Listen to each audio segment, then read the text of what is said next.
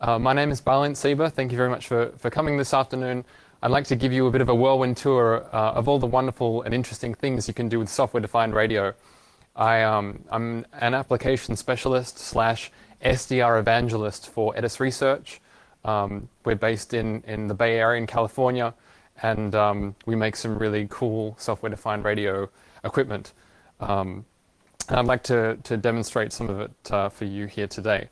So just a quick survey of the audience. Can you put your hand up if you've played with SDRs before?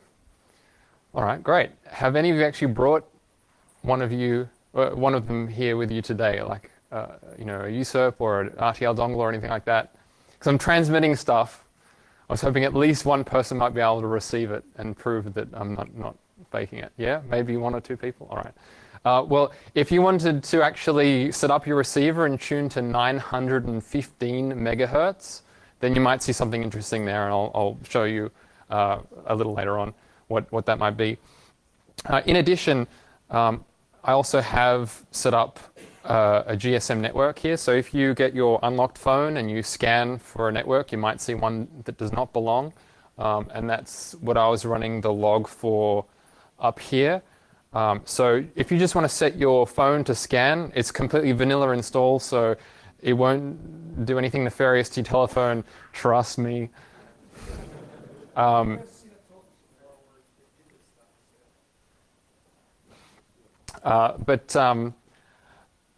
I really love software-defined radio. I love the fact that the radio spectrum is this incredible space that contains so many different sorts of signals, and I really love exploring it and trying to reverse engineer those signals.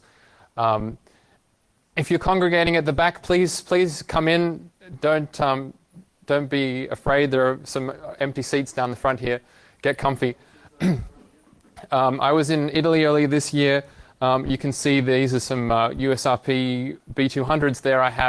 Just wanted to get a nice photo. I was teaching some labs to these participants, students from some developing nations, and I guess a pattern with me is wherever I go, for some reason the police magically know I'm there and turn up. So in that case, it was the Carabinieri. But before I sort of get into the meat of it, I want you to sort of transport yourself back 30 odd years. Who's heard of this space probe, ISEE-3? A couple of people. All right. This was a space probe called the International Sun-Earth Explorer. It was launched with two other probes, and it was launched in 1978. So just think back where you were and what you were doing around about August 12, 1978.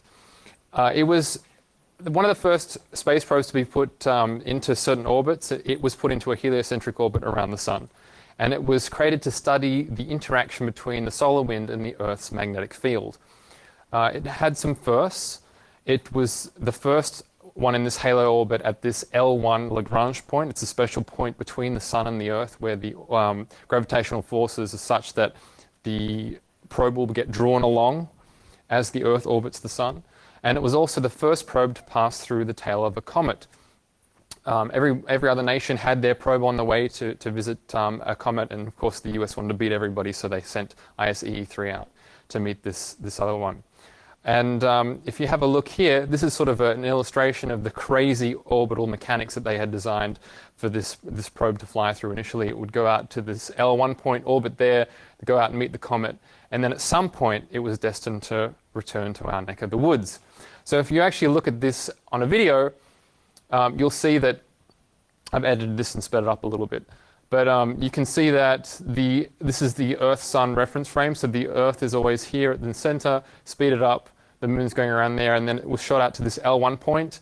They do some lunar flybys, and then you can see it does the final flyby and then goes out with the increased energy that it has into orbit around the Sun. And it was an interesting space probe because it was spin stabilized, it had a lot of science instruments on board to collect scientific data, and it had some radio antennas so that it could send this data back to Earth, along with all these thrusters so that its orbit and trajectory could be controlled. The telemetry would be sent back down, and this is apparently a screenshot of an old telemetry screen at the NASA Deep Space Network stations. To give you an idea, this sort of encoded ASCII text meaning particular things about the propulsion system. And then as it went on its merry way around the sun, you can see there that it's sort of tracking the Earth, and it's slowly catching up, until, what do you know, there's the Earth is getting closer and closer and closer. And then you can call that more or less the present day if you look at the date in the bottom left-hand corner. So just keep in mind that throughout all this sort of SDR experimentation, I'll show you the space probe has slowly been, actually pretty quickly been moving through the void. So I'd like to show you what you can do, have a bit of fun with restaurant pages, the radio data service, and specifically its traffic message channel, and primary surveillance radar at airports, RFID systems, and I might come back to the space probe. So a lot of this is done with sort of open source software, and particularly this open source software defined radio framework, or DSP framework called GNU Radio. It's absolutely fantastic. Very vibrant community. Before I go on, this is actually a picture of the radio spectrum and a particular frequency band. Any guesses to what this might be? Don't be shy. Anyone? Except for maybe Matthew, because I reckon he already knows. One guess. Come on, anyone. Yes? Not quite. Very close. That might be coming up. Someone else? I'll give you a clue. I already talked about it. Maybe mobile, cellular. Yes? No, not quite. But this is actually a whole bunch of different protocols on the cellular band. So this is broader band CDMA. Right in the middle there you have GSM. It's much narrower, 200 kilohertz channels. And then this very strong constant one here is probably the broadcast control channel from a cell. And then you can see the traffic just to the left of it. And what's interesting here is this FFT, this waterfall, is sped up so quickly. You basically imagine time on the vertical and frequency on the horizontal. You can see these gaps there, and those gaps are the frequency correction bursts that the cell sends out so that your phone can discipline its internal oscillator to match that of the cell. And so the cool thing is there are so many incredible tools now that you can run to really dive down and dig into these signals and reveal these little properties that you wouldn't normally see. So here's an example. Did I accidentally? This is the other point that I wanted to make is with modern hardware and the incredible speed of computers nowadays, you can suck in a huge amount of data, and that equates to an enormous amount of bandwidth. So this is actually 50 megahertz worth of bandwidth on this screen, and this is, you know, an enormous amount compared to where we were even just a few years ago. We have high bandwidth interfaces like USB 3, 10 gigabit Ethernet, so you can pull in a huge amount. And this is looking at that mobile cellular band again. This is actually a video zooming in on what I was just talking about with the GSM band, and you can see here these are the broadcast control channels, and every so often you can see these lines, and that line is a pure unmodulated sine wave that your phone uses to discipline its oscillator, and then you've got a bunch of traffic there, which is probably the downlink as the cell is sending data to the subscribers. So on the note of GSM, I've actually set up a GSM base station right here sitting on this chair. This is running OpenBTS. It's an open source 2G implementation. It's actually running on some hardware that we haven't publicly released yet, but it'll be happening soon. The entire base station is running on that tiny little board there. You feel free to come up at the end and have a quick look. But if you pull out your mobile phone and you go to manual network selection, you might see a network that you wouldn't expect in this part of the world. You can log on there. And has anybody tried this yet? Oh, great, a couple of people. And then did you get a text saying, welcome, your IMSI is this? Yeah, cool. So what you can do now is text back on to 101 a 4-digit telephone number that you want, okay? And that will assign you that number on the mobile phone network. Now, I have my phone here, which is already on there. And if you want to make any special requests during the presentation, or you just want to send me a text, or call me, whatever, completely against what you're normally advised to do with mobile phones during the presentation, then feel free. My telephone number on here is because I've got it up there, right? Yeah, me. Hello? Who's this? Hello? Hi. There we go. Great. So it works.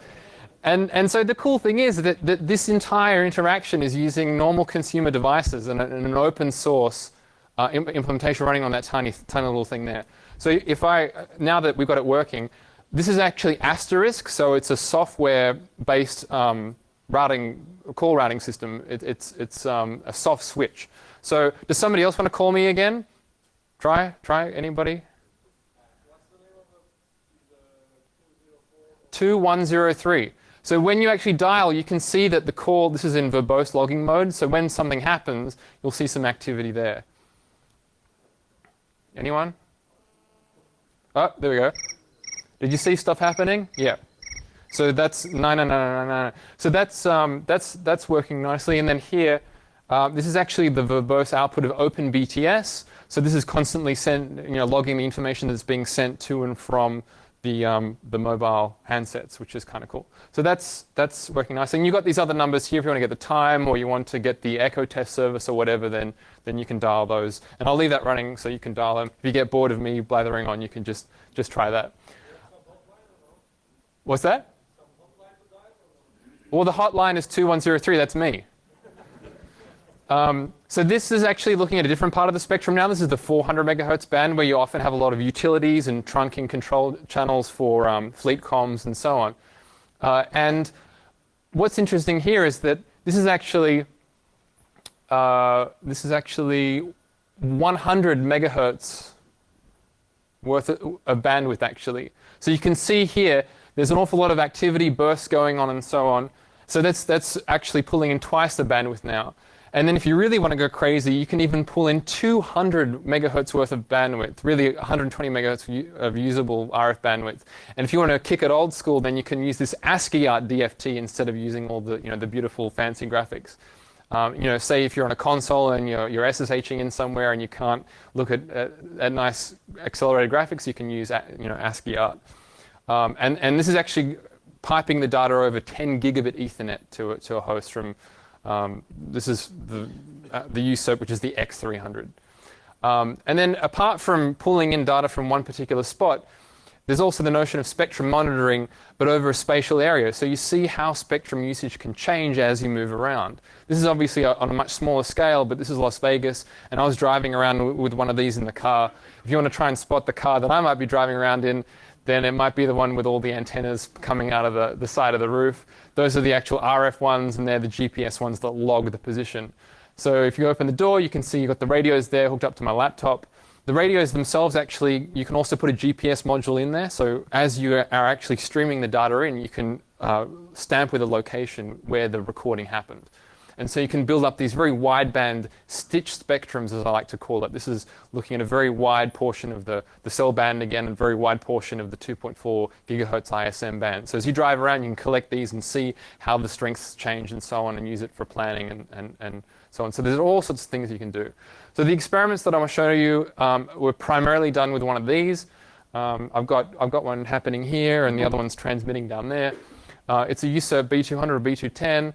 It's USB 3.0, which is really cool because it's bus powered. You don't need external power.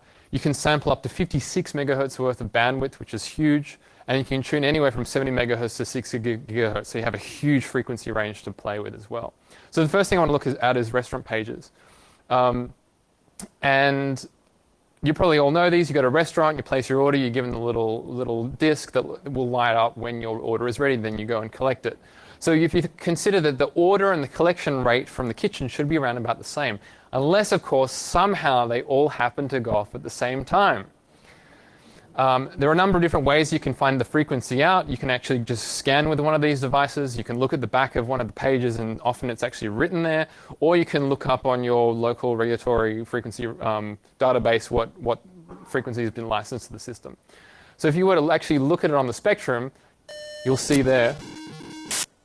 This is actually a page going out from the kitchen to someone's pager, and it would have just lighted up the device.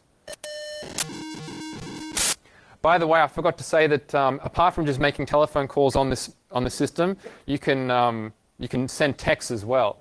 And I also forgot to mention, once you have registered a number, shout it out so that people can text amongst yourselves. So then you don't have to pay. It's free texting. How good is that?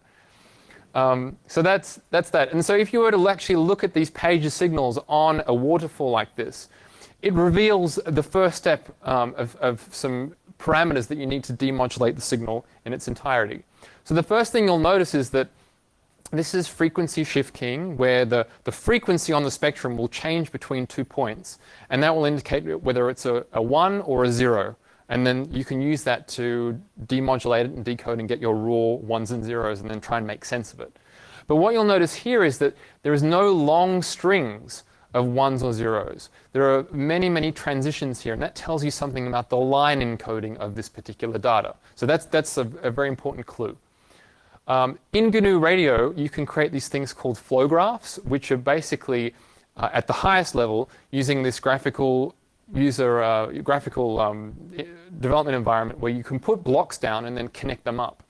And then it's essentially sending the signal through a bunch of different blocks that perform different DSP operations on those blocks. From the filtering at the high level all the way down to sort of manipulating the raw ones and zeros.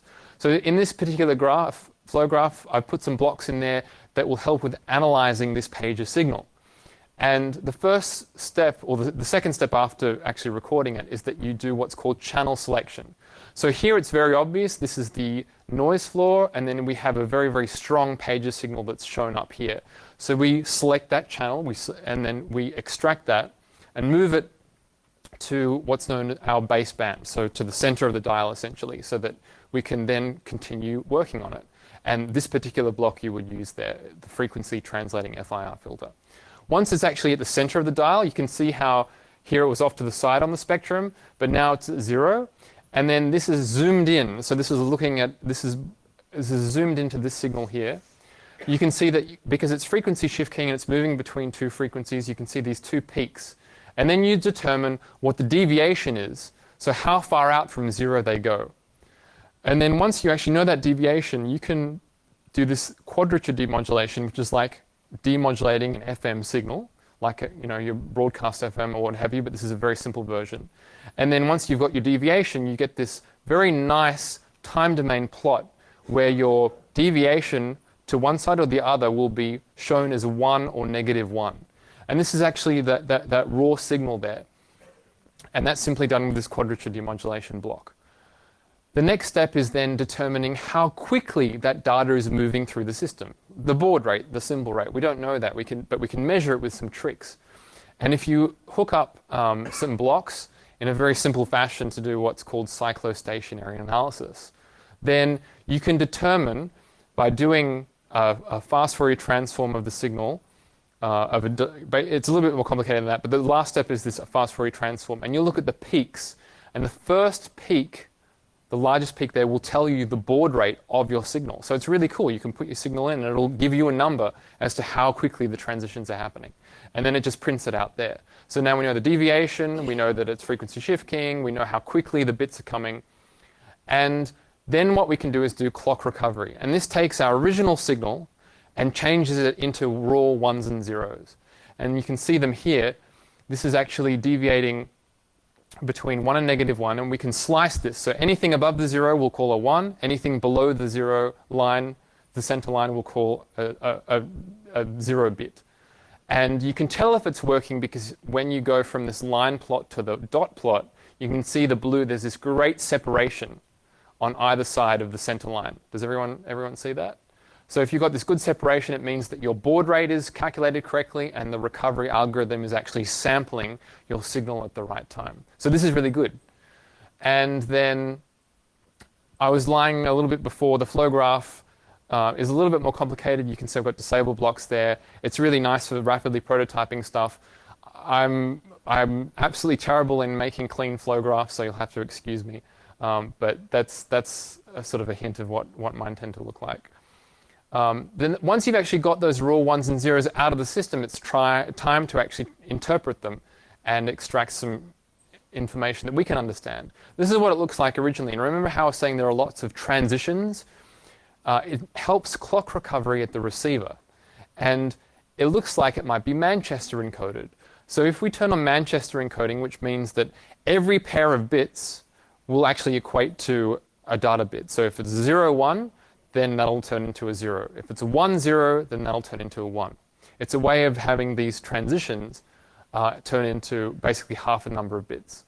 So if you do that, then you end up with half the number of bits. but then it looks like we have some proper data here because we have long sequences of zeros, for example. And looks like at the beginning we have these transitions again. That also helps as a synchronization byte. So when a receiver is listening, it listens for a known pattern, and when it hears that known pattern, it thinks, oh, okay, there's actually a packet happening here. I'm going to listen for the rest of it. And we can test whether it's Manchester by moving all of the bits down by 1. And if the Manchester transitions don't happen per the spec, then you get these violations, as they're called, and they're highlighted in red. So it's basically a quick way of verifying that we have the line encoding down pat. If you look at it correctly, then you can compare multiple transmissions and then highlight in green the differences between the bits. So we're going to page one person with one pager ID, and we're going to page someone else with a different ID, and we might be able to then have a clue as to where that ID is encoded in our mystery packet. Because remember, this is all going completely blind. We have no idea how the protocol works. So once you actually get a pager like this one, then it becomes clear that 12 is encoded in that byte. The last byte there is some checksum. I went through a whole bunch of CRC algorithms. None of them matched. Turned out to be a really simple sum over the entire packet, mod 255. And it matched. So that's the decoding process. What about making an encoder? Well, you can construct the packet. You've got your preamble for the synchronization. You've got this magic header. You've got the pager number and the checksum. And then you do some other things in that flow graph to prepare it so that it will be ready to transmit out of these radios. This is what the flow graph for that actually looks like. You generate your pager packet in there. You interpolate. Then you frequency modulate it. Then you resample for the USRP, and then you send it out. So when you actually send it, I'm going to page there, pager ID 0, and you can see a very similar waveform to the one that we received, and then it goes out into the spectrum there. If you actually look at it in the same way, then this looks remarkably like the signal that we received. So this is a hint, well, maybe things are working. And this was a little test that I did. I went there one morning when I thought I had the program working nicely. Put the number in, and there you go. Now, Matt Edis founded Edis Research. That's my boss. He's sitting right there. I didn't tell anybody that I had the system working. And what I did is I set it up on my laptop, and I went in because I pretended that I had to make a phone call. But I actually had ad hoc Wi-Fi network running between my laptop and my phone, and an XML RPC client on my phone so I could control the paging system. So I put in his pager number, and he thought his food was ready, so he went up to the kitchen, and mayhem. The poor girl there didn't know what was going on. Officially been trolled. So he was officially trolled. And I added this little feature here, which is the slider. So, I didn't actually ever use this, but if you were to click and then you held down the right arrow on your keyboard, it would go through every single pager combination. And you can imagine how the kitchen would respond to that. So that's one system that was reverse engineered from scratch. There's another system that uses the old POCSAG pager system that was used with the old beepers. And you can very easily get into that using GR POCSAG. There are a lot of out-of-tree modules available for GNU Radio. So you download GNU Radio, and then you can download the source code to these out-of-tree modules, compile them in, and then gain access to additional functionality. And in this case, this one will decode this POCSAG protocol. The flow graph there, but essentially GR POCSAG gives you this POCSAG decoder. And that's an example of the output in the console. So these are all the frames that come out as it's listening over the air at this other restaurant. And if we were to look at one particular packet, you've got a lot of idle frames, you've got the address, and you've got this data that encodes what the pager should actually do. In this case, it'll just light up and say that your food is ready. And the address is encoded in here. What's interesting about POCSAG is that the slot in which your address actually fits is very important, because those last 3 bits are actually the slot number divided by 2. So this is very clever, because POCSAG, you have the pager, it's running on a battery, and if it hears the sync word, then the radio address encoded in your own unit will actually tell you what address you're in. So you know the last 3 bits, and therefore you know what slot you expect your data to be in. So the radio can actually remain off for all of the other slots because your data can't possibly be in there. It's a really nice little power saving trick. But in this case, you use that then to create your own pager frame so that you put the data in the correct slot for the pager that you want to actually address. You put in the idles, you put in the action, and then you apply the error correcting code to each of the slots per the spec. And so you can get 46. You can see it going out there. I went to lunch with my 46 colleague goes off, and to then test we'll out this do different system. 39, and then we'll do 56, and then we'll do 83, I think you might be able to hear them going and on then in the background. 82, Or beeping. and 78. Yeah, little automated voices, the page is saying, your order is ready. What's the point? What's the point? She's ready. And that's my dear colleague. He said, what's the About point? 56. What about 56? And that's just stuck at the office. So that's the in-joke. Whenever something goes wrong or we don't know what's happening at the office, we just throw our hands up and say, what's the point? And then the third system is Zigbee, which is a 2.4 gigahertz protocol. This page is really interesting because it has an RFID reader built into the pager. So when you sit down at your table, the table has RFID tags stuck on underneath, and it will read the ID of your table and transmit that back to the kitchen. So instead of you having to go and pick up your order, they know where you're sitting and they will bring out the order to you. I thought that was pretty cool. But this is using the standard Zigbee protocol, and you can actually decode it out of the box with this out-of-tree module, GRI EE 802.15.4. And it's a very elegant, elegantly implemented piece of out-of-tree module software. You can hook up a very simple flow graph like this, and then you can, this is actually at the restaurant with the B200 there listening to these two pages. You can simply run it. You can see a packet coming out here, packet data being dumped on the console, and you can also hook it up to Wireshark, which has all the dissectors in there already. And then if you look carefully, you can see the numbers there. They match up to the bytes in the packets. And I went back to the kitchen to look at their screen to figure out what table ID I was sitting at, and the table IDs are in there as well. So that one's done too. If you want to take a pager hostage, it usually listens for the beacon from the system. If you wanted to take one hostage, you could broadcast your own beacon and then take it hostage. So that's pagers. The next thing I'd like to talk about is the traffic message channel on FM. If you actually look at the FM broadcast band, this is zooming right into a couple of different stations. And what's so cool is that you can zoom right in there, and I think in the strongest one there, somebody's actually talking, so you can actually see the FM deviation, the frequency deviation based upon the speech. You know, somebody's talking to a microphone and it's modulating this signal there. So it's kind of cool to look in that detail. But RDS, you probably know from a radio receiver, you get the station name, the song title, and so on. It's usually on most broadcast FM stations. It's actually transmitted, that information transmitted on a digital subcarrier that you cannot hear with this odd baud rate, that you can see there. And you can decode this again with GNU Radio pretty much out of the box once you set up, compile, and install GRRDS. So in San Francisco, there's this tower called Sutro Tower. It has a whole bunch of FM radio stations transmitting out of there. And I thought it might be interesting to listen to one of them and run GRRDS. And so you can see here, it's just plugged in listening. You've got your FM baseband here. This is the radio station. You can see on the left-hand side all of the RDS information scrolling in the console, and then the panel will give you that decoded information like the song name, the genre, and so on.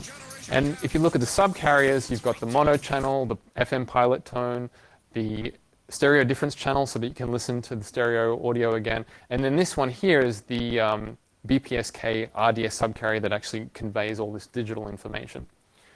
So what's interesting about it is that aside from receiving, GRRDS also allows you to transmit. So this isn't a common station name. This is just one that I happen to make up.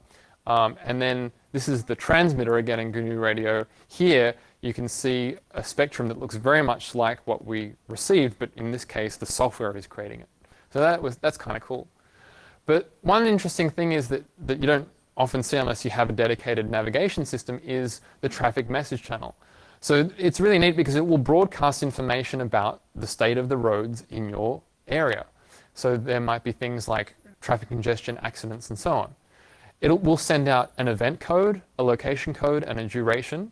And so you can have these sorts of events.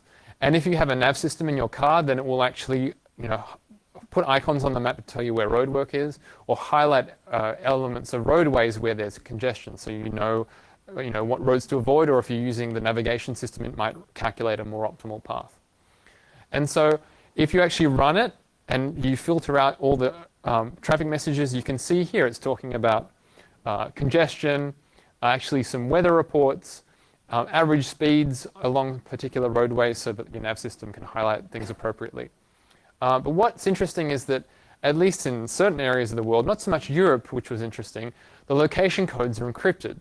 And they're a 16-bit code with 16-bit keys. And one key out of a pool of 31, which are encoded and placed in the hardware, are chosen randomly each day. And that key ID is broadcast regularly throughout that day, so your receiver knows which key to use. And so if you look at the actual decoded information, I wrote some additional code to process this. It prints out the key ID there. And then what I had noticed was interesting is that it actually sends out these temperature reports. So I thought, well, if I'm not going to be able to get any useful location data because it's encrypted and so on, maybe I can just plot the temperatures from a couple of places around the barrier and see what the temperature looks like throughout the course of a day, because I like visualizing things. But I noticed that the actual temperature values didn't change throughout the course of a day. I thought, that's pretty strange. So I noticed this pattern. And the pattern was that there are always 3 unique temperature reports. And when you always had the same, on one particular day, they would always cycle through the same encrypted location and the same fake temperature value. And then the next day, you might have obviously a different key, so you get a different location code, but the fake temperature values would still be the same. And then maybe a week later, they would change, but you would have the same key ID that you had maybe a week ago, and so the encrypted location codes would be the same, but the event IDs would be different. So I could see this sort of pattern coming together, and I thought, well, maybe you can exploit that. So that's what I was just talking about. Once you actually look at it, you can see there that the software that will then look at the messages and then pull out those 3 unique pairs of data. And so I won't dwell on this too much, but just to give you a taste, if you imagine time going across from left to right, you have these 3 unknown locations that are being encrypted. And then you have, on the first day there, you have key number 1, and this is in this group where your event codes are the same. So what's broadcast over the air are the elements of these cells. So you encrypt the location, and then you have this, this grouping. And then you can follow that from day to day within the one group period where your key ID will change and your encrypted location will change, but the fake temperature report stays the same. And then you correlate that with the next group, as I was saying, when the key ID comes back to what you knew before, but the bless you, but the location might be different, and so on. So you build up this information over the long period of time. So I would take down notes about this every day for many, many weeks. 16 bits is very short. You could say that, well, you can do an exhaustive search. You can't just do an exhaustive search because due to the nature of the encryption algorithm, you can get a hell of a lot of results. So that doesn't really help you. You need to use some additional information, which is why I went through this process. So you can also use singular events that can be correlated from some trusted source. When I say singular events, I'm talking about things that don't happen very often. Congestion happens everywhere. You don't often have an object on the road. And you can use this and then look at the RDS output and say, aha, I see this mapping from encrypted location to this event. I can use this as a known data point. And you can use that to speed up your search process. So once you have all your input data, you can arrange it into this sort of table where across the top you have these 3 unknown plain text codes. You have all of your key IDs that you've collected from every day. You have your pairs where you have your encrypted location code. And then the algorithm essentially says, all right, I'm going to generate every single possible key and every single possible plain text location code for this one using these 2 pairs. And then I'm going to look at the other 2 on that particular day using that key, and I'm going to start filtering down invalid entries where you have your possible key, you have your possible plain text codes, and anything that doesn't match up here I'm going to remove from the pool. And then you repeat that over all the other keys. And essentially, if you look at it this way, you have your possible pool of known location codes, possible pool of keys. You go through this iterative algorithm and you cut everything down, and then you end up with something like this, where some of, with a relatively, not a huge amount of information collected over a course of weeks, you essentially end up recovering keys. And what's also interesting is that even though on some, many of the encryption IDs haven't recovered all the, just this one single key, there are possible multiple matches. Due to the nature of the encryption algorithm, you can still recover one matching plain text location code, given the encrypted one. So I thought that was an interesting result. The only problem is that it kind of relies on you expediting the search process using these singular events. Unfortunately, the things like vehicle fires and flooding. So I just hope everybody was okay. Yes, question.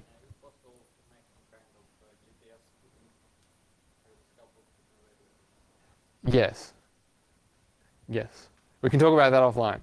And I should have said, if you have any questions at any stage, feel free to ask. Or if you don't want to put your hand up, then you can also call me. You've got my number. All right. So moving on then, aviation radar. If you've been in an airport, you've probably seen one of these big radars spinning there. This is the primary surveillance radar, and then you have this smaller antenna on the top. That's the secondary surveillance radar. So the primary works in the traditional manner. It sends out a very strong pulse, and then it listens to echoes off reflecting objects like planes. And the secondary system sends out an interrogation and relies on the aircraft having a transponder that will receive that interrogation and actively transmit back a response. So the first one, the target can be passive. The second one, the target has to be active.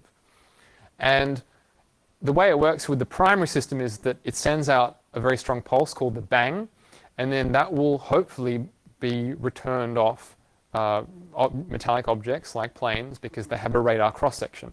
And they will reflect some of that energy, although very, very weak, which is why the antenna is so large. And then it will process that as it spins and build up this radar scope. So the secondary system, who's heard of ADS-B and tracking planes and that kind of thing? Yeah. So this was actually the first project that I did with software-defined radio many years ago now. ADS-B is neat because it actually has a radio on board that transmits the aircraft's position, heading, altitude, vertical rate, flight ID, squawk code, and other information too. And in addition to just ADS-B, a typical 747 has 31 radios, which is a hell of a lot. And it makes somebody like me very excited. So if you, next time you go traveling and you're just waiting to board the plane, have a look at the plane and the gate next to you and try and spot some of these antennas, quite a few of them on the top. There's the HF1 in the tail, and you've got a number of them underneath the aircraft as well. Now, what's interesting about Mode S and ADS-B is that it's transmitting data over the air, but it uses Manchester encoding like that original pager system. So you can see here it's called chips. You can have an early chip and a late chip, but essentially it's the same sort of encoding. And that translates to a 1 or a 0. Once you put that through a decoder, this is the one that I made running in real time. These are packets being received from all sorts of aircraft all over the place. You can then plot that spatially. This is a program I wrote a while back, called Aviation Mapper. This is flights throughout the Bay Area. Sometimes transponders can be broken and send bad information, which is why you see that craft on the right.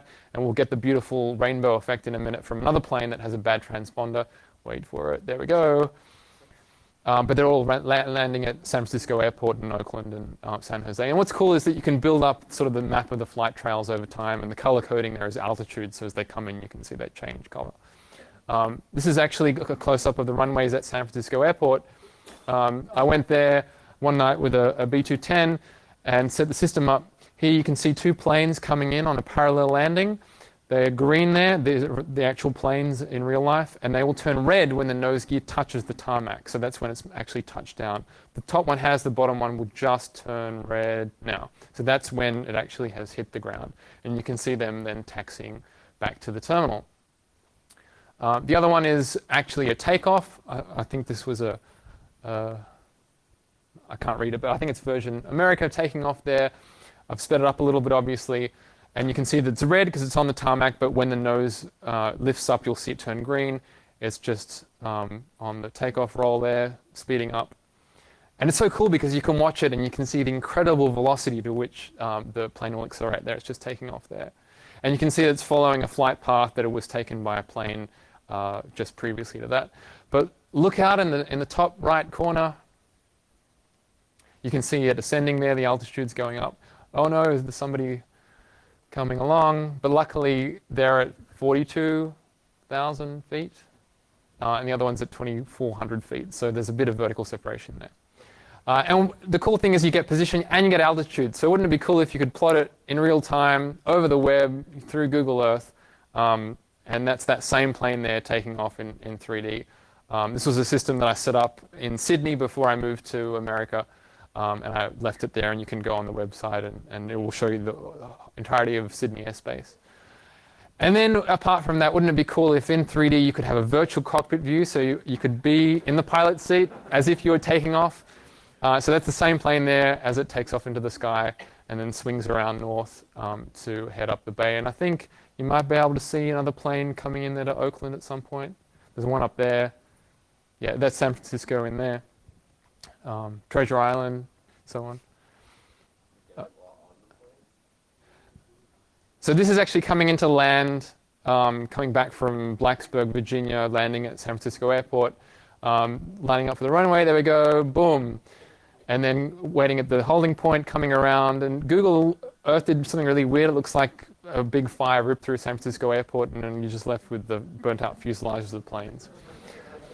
And then this was actually now Sydney. So what's interesting is you have ADS-B, but you've also got a different system called ACARS, which is like text messaging for aircraft. And those ACARS messages are shown with those balloons. So every time a plane has a message transmitted to it or transmits a message back, it shows you spatially where that happened with the balloon. And those things might be engine performance reports, flight plans, other sort of data, and most of it's plain text and human readable. So you can build up these amazing maps of all of the ACARS message that is sent. And then when some flight plan information is sent out, it will actually have all the waypoints in the system and then plot with these white lines the flight path that that plane is going to take. This is actually close up now on Sydney Airport. A lot of ACARS messages are sent during takeoff and landing. So you can see there all these little dots will form as planes take off and taxi and so on. And then I added this little Easter egg. I always saw errors about the failure of toilets on aircraft. So whenever there's a fault with a lavatory, then you get this little picture instead of just the dot. That was the little Easter egg there. And then these are actually flight plans that are sent for planes that are going to Western Australia and all the way up into Asia. So that's a system where the plane is sending out all this information. Yes, question? It's not encrypted, no, it's completely open.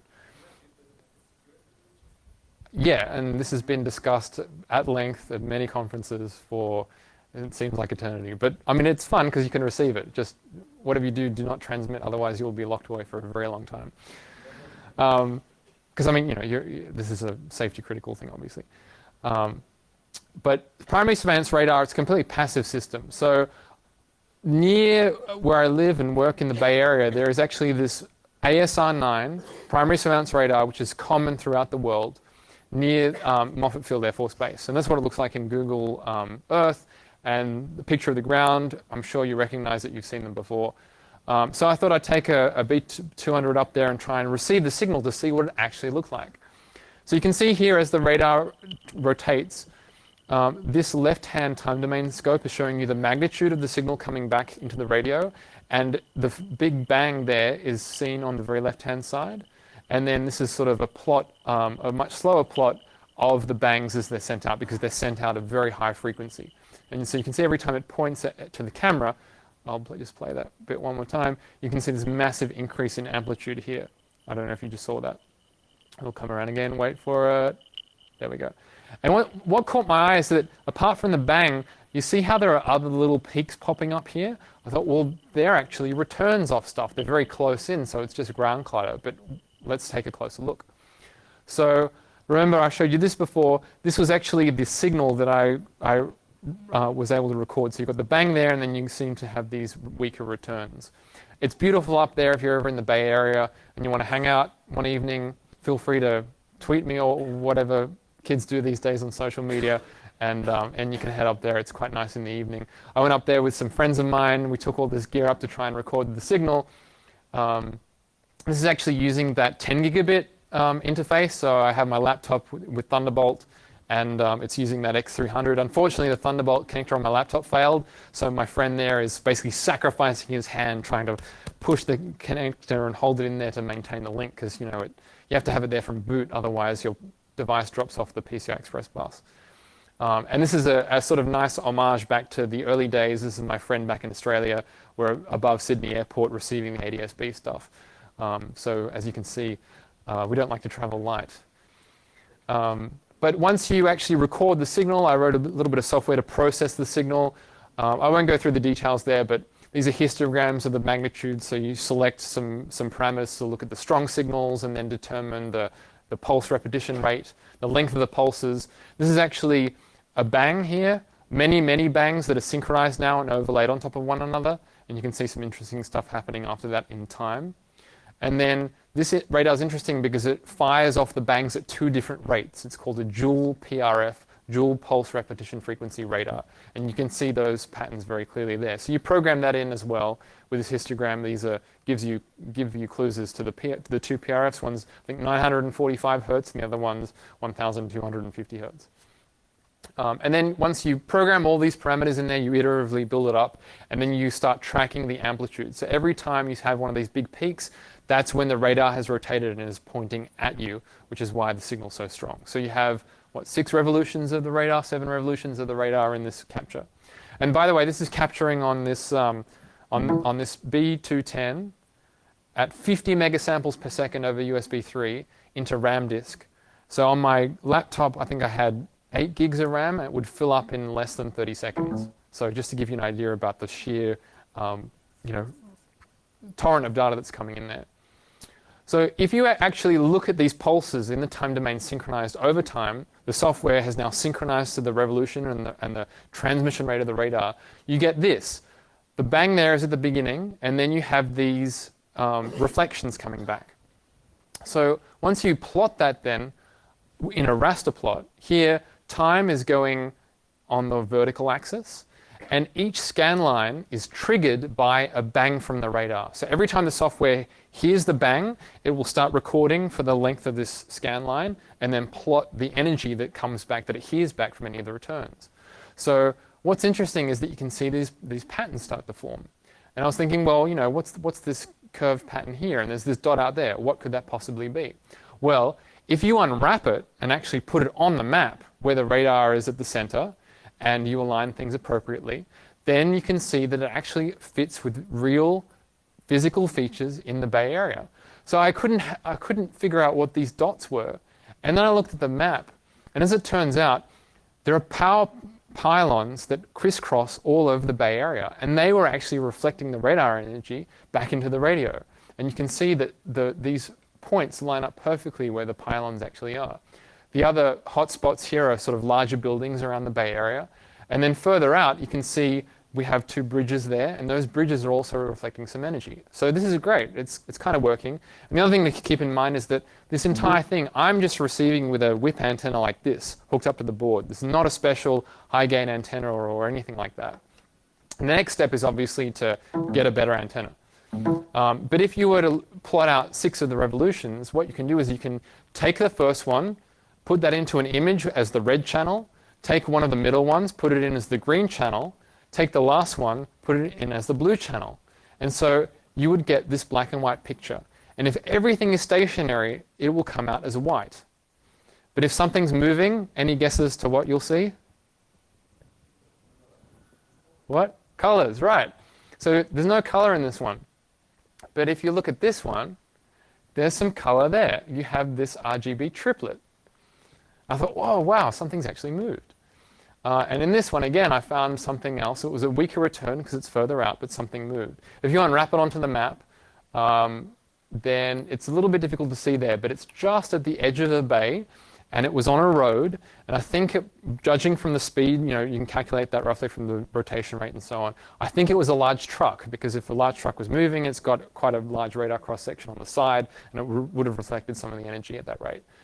Obviously, I would like to pick up airplanes taking off from San Jose Airport, but without a really good directional antenna pointing in that direction, it's probably unlikely I'll be able to pick it up with a little whip antenna. But that's the next stage of the project. Apart from just using primary radar to do this sort of create your own virtual passive radar system, you can also use other very powerful signals. And just to give you a quick taste, this is something new that I'm working on. This is using ATSC, which is America's version of DVB-T. So this is the American digital TV system. If you think about it, digital TV transmitters are everywhere, and they transmit very powerful signals. So this is what the spectrum looks like. And if you try and find returns of particular objects, you might be able to use it as a bit of a radar system. And this has been done before with DVB-T and other systems, but I'm just having a go. This is the pseudo-noise PN code that's actually embedded in the signal that happens at regular intervals to demarcate the field sync so that a receiver can synchronize the signal. And it happens at regular intervals, as you can see there, but with these correlation peaks. If you then synchronize, and you can see you get this great correlation peak for that particular PN sequence in your received signal. If you plot that over time, then you get this, again, this beautiful peak. And then this is the sort of view in Google Earth from my friend's place. And we want to test this out for multipath, which is basically where you have a receiver and you have different sort of land features that will reflect the same signal, but over a slightly different distance. So at the receiver, you'll hear the same signal arrive at slightly different points in time. And the receiver has to filter then and listen to only one signal. So there's a hill here, and there's also a hill further out there, which means that when the signal's coming from the transmitter further back behind us, it's going to hit this hill first, come back, and then this signal from the reflected off the hill in the distance will arrive a little bit later. So people talk about multipath, but I thought this was a really good visualization of it. So you can see here, my friend is actually holding the antenna and pointing it at the first hill and then slowly moving it around to the other hill with time going down here. So you can see the first correlation peak is really strong because he's looking at the closer hill. And then as he turns around, the signal becomes stronger from the hill in the distance, which is this one that becomes lighter there. But it's offset in time. So if this is like T0 in the middle, then this is the delayed signal because the time is going along the bottom there. And then I thought, well, what happens if you actually, instead of using the hills, you sit in the car and you drive from San Francisco down into the South Bay and record the spectrum every so often. You'll have hills and whatever moving because you're essentially moving yourself. You're flipping the problem around. And I think this is some very initial analysis, but instead of being a straight line here, some of them are curved ever so slightly because I'm moving, and so the distance, the total distance the signal takes as it's reflecting off things will change. So it's just a bit of initial work there. Now let me look at the time. I might sort of skip this bit a little bit, so for the sake of time, but you've got these fast track tags and so on. These are used for electronic toll booths as you're driving around. You don't have to pay. You just go through the booth and it reads your account off here and then subtracts money from your account. This is a completely unencrypted system, and it uses interrogation signal at 900 megahertz and backscatter modulation. Backscatter means that the tag itself does not transmit a signal back. It simply changes the load on the antenna inside the device, and the radar cross-section of your tag will change. So the reader is constantly sending a signal, and then your tag will actually receive that interrogation, change the antenna load, and then the receiver will actually detect that subtle change in your tag and decode the data from that. It's really cool. And it means that the receiver in the tag and the transmitter can be really simple. It just has a one long life battery inside it. So I was curious as to what these antennas were on these power poles. Turned out it was this system. So I took my Yagi antenna, recorded the signal in the car. It looked very inconspicuous as I was pointing it at the toll booths on the Golden Gate Bridge, trying to sample the signal there. And then this is, again, what you get. You got your wake-up signal that wakes the tag up, the preamble, the actual payload that says, hey, what's your ID? Very much like the Manchester encoded system in Mode S, funnily enough. And then you have this backscatter carrier, which is just a single unmodulated carrier that will hit the device, have it modulated, and then the return will be detected by the original reader. I'll skip that. But essentially, this is the GNU Radio flow graph. You can see there the backscatter carrier there is unmodulated, but when I put my tag in the radio, then suddenly it becomes modulated and the system will read the ID out. And so if you look at it in the video, you can see just as a simple test through a windshield, put the tag behind there, got the antenna, and as soon as you hold it up there, and then it picks up the tag ID. And this is, you could put one on an overpass and then read everybody's tags as they drive underneath. Or you could follow people around, or you could spoof the tag and pretend to be somebody else. This is the flow graph. Another thing you can do is use similar system to look at wireless entry, for vehicles. This is a Toyota Prius. The Prius is constantly broadcasting a challenge, and when the owner has their remote control, it picks up this challenge and then broadcasts something back over VHF that unlocks the car. It's a really neat system. But you can use SDR then to actually look at the protocol and look at the actual raw bits and then do some security analysis if you feel that way inclined. This was cool though because the radio was a dual channel radio, so it's recording the low frequency challenge from the car and the response from the remote control at the same time. And so when you collect the data together like that, then you can actually look at them together and see if there's any interesting patterns in the timing.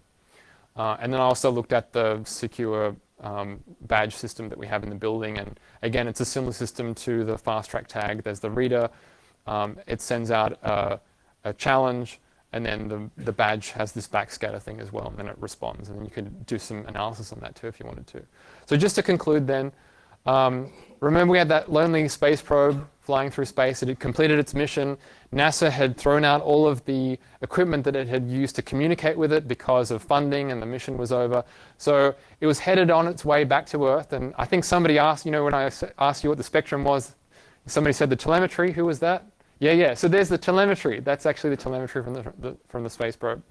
And so an unlikely mob got together and thought, well, maybe we can reboot this old space probe and use it for science again, turn the science instruments back on and bring it back into orbit around the Earth with NASA's blessing. So this was the sort of orbit that it went through, and it would return to Earth around about 2014, this year. There was a bit of time pressure because although we thought there was still fuel on board, to actually bring it back into orbit around the Earth, you'd have to burn the thrusters, and there's only a limited amount of fuel. And so the closer you get, you will have a limited amount of time and a limited amount of fuel to make that trajectory correction maneuver. If you wait too long, you won't have enough fuel and you won't be able to bring it back into orbit. So we sort of had this hard deadline. This is sort of over time, the amount of fuel that you would need to burn to make that same maneuver.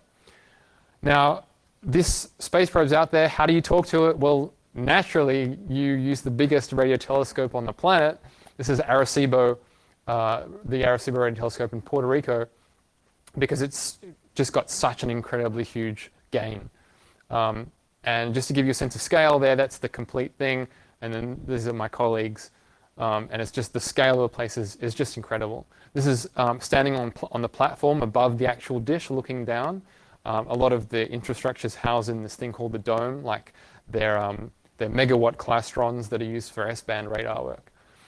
So long story short, we used GNU Radio open source implementation, open source software to actually write a modem that NASA originally used to talk to the probe, but we recreated it because NASA didn't have it anymore. So we looked at the documentation, put together this modem, hooked it up to the Arecibo radio telescope through the patch panel using these USRPs. And we managed to send a command to turn the telemetry back on, because up till now, we'd just seen a little carrier. And this is the really, really weak carrier here. And then with a bit of pointing, moving the dish around, searching the sky, we managed to make it a much stronger signal. Here we're sending the commands out, and I'm just using this B200 here to check that the commands are really going out into the sky, because of course the radiation is going to go off the sides as well. I'm just picking it up here with the antenna. And then sort of the moment of truth, that was when that unmodulated carrier suddenly became modulated with the telemetry from the space probe. So that was a big milestone in the project. We turned them on for both transponders, and you can see them being received there through the radio telescope, through the 2 USRPs. And then the next step was to look at the propulsion system, send the commands up to fire the thrusters. This is actually the telemetry at the slow 16 baud rate. And then you can increase the rate as your link looks better, 64 bits per second. You can see that it'll come up there.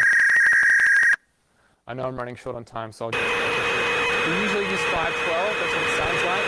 And it sends a repeating frame, so if you listen, there'll be this pattern to it.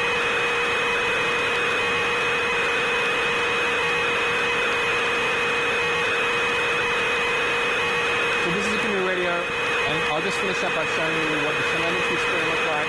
You can download the telemetry software from my GitHub. Unfortunately, the project has a sad ending. We basically lost contact with it.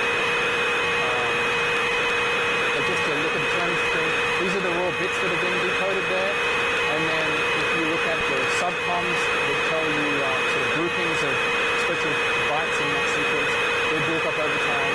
And then the actual information is extracted from that, like the status of the latch valves, the pressure in the tanks, the spacecraft clock, and they're listed here. So they're sort of the command counters and things like that. And then after that you have the state of the propulsion system. So this is the propulsion system here. It tells you basically what the state of it is, and we would send commands up to say, fire this thruster that many times at this particular angle, and then we would check whether certain sensors that maybe detect the angle of the sun have changed appropriately. And then you can go at 2K as well. So we tried to fire the thrusters. This is the accelerometer values that come back. And unfortunately, we would have the first thrust and we got a good response from the accelerometer. And then after that, we got nothing. So we tried multiple times, all the different combination of thrusters on board, didn't work out. What happened was, we presume, is that there was plenty of fuel on board, but nitrogen, which is a pressurant to push the fuel out of the tanks at the top, down into the thrusters, over the 30 years, somehow disappeared from the tanks. So try as we might, we couldn't get it to work. So it's gone back out to orbit the sun. Google made a nice website, Spacecraft for All, if you're interested in checking that out. And that's the team. And that's the end of the talk. Thank you very much for listening.